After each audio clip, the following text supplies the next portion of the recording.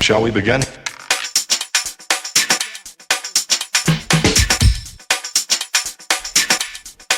Let's begin now.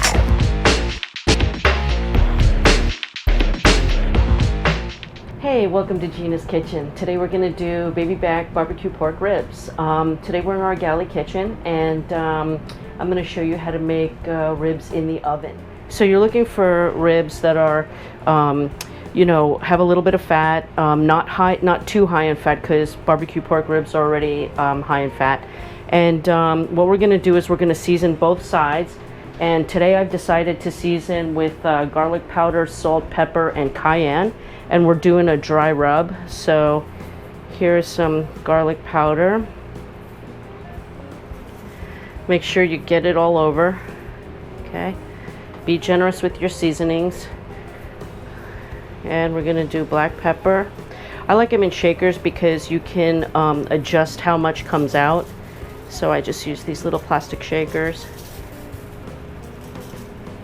All right, beautiful. And then we're gonna hit it with a little bit of salt and a little bit of salt and a little bit of cayenne pepper. And you want to be generous with the cayenne pepper because when you put barbecue sauce on this, it's going to kind of smear around and maybe rub off. So make sure you just have enough on there. I happen to like my ribs nice and spicy. So I'm gonna let my ribs sit for about a half an hour to 45 minutes. They're hormone-free, free-range pork ribs. So I'm gonna cook them to 145 degrees internal temperature. And if they're a little pink inside because there's no hormones and they're free range, I know that they're edible. So I will see you back here in about 45 minutes. Okay, so my oven is now 450 degrees and we're gonna go ahead and put the ribs in.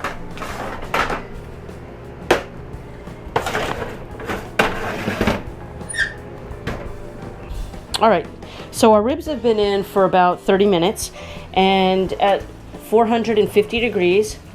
And we are now looking for an internal temperature of about 145 because remember, these are free range. And we have an internal of about 170, which is perfect. Okay, so to our barbecue sauce, you guessed it, I'm adding more cayenne. I like it to be hot, okay? I'm adding about 2 tablespoons of Worcestershire sauce. I'm adding about a tablespoon of A1 because I like that little vinegar taste. And a tablespoon of mustard. And then I'm gonna whisk that all together. And this is going to be what my barbecue sauce is. Just mix it with a spoon. It's totally fine. And this is going to go on my ribs. So I'm going to whisk this together and I'll be right back to show you how to put it on the ribs. Okay, so I've got my sauce and I'm now going to generously add it to my ribs. So I like a nice thick coating. Make sure you get the edges and the sides, right? Because people eat it all, right? They pick it up. So you want to make sure you generously put this on. I kind of like to glob it. It's well worth it.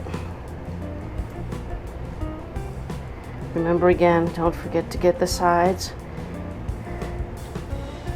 Almost like icing on the cake.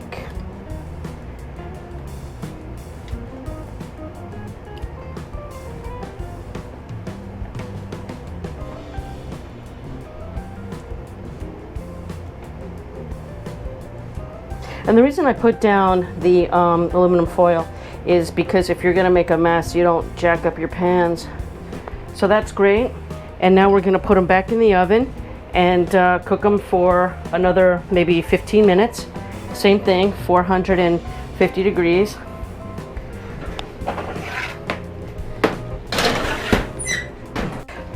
Don't forget that since we seasoned both sides, we have to glaze both sides.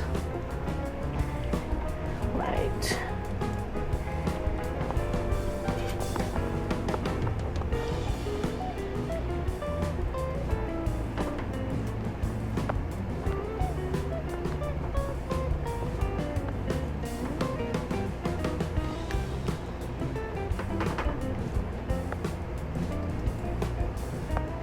This also, you know, it's funny, when you're glazing both sides, the seasoning that's sitting on top of here is also getting inside the glaze.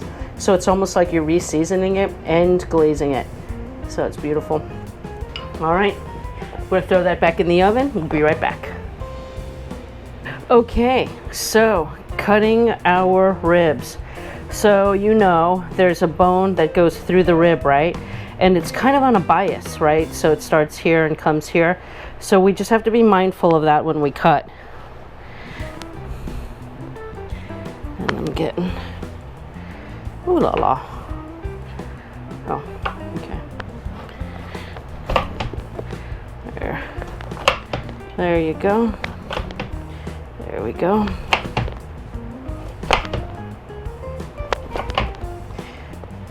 Now if we look inside, we see that the rib is fully cooked and we've already had the temperature on it that's proper. So that's how you cut ribs.